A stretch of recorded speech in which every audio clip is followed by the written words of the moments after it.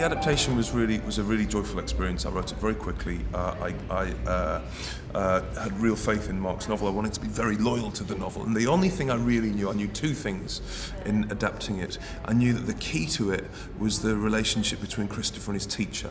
I knew this, although it's not that central in the novel. What struck me was that everybody in life has a favourite teacher.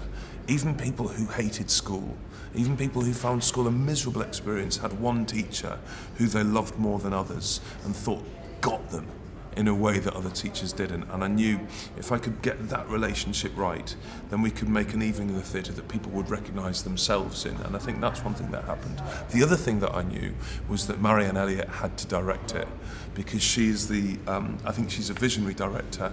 I think she's a director of extraordinary imagination, but she's also a very democratic director. And this, as has been said to me several times, it's the nation's favourite novel.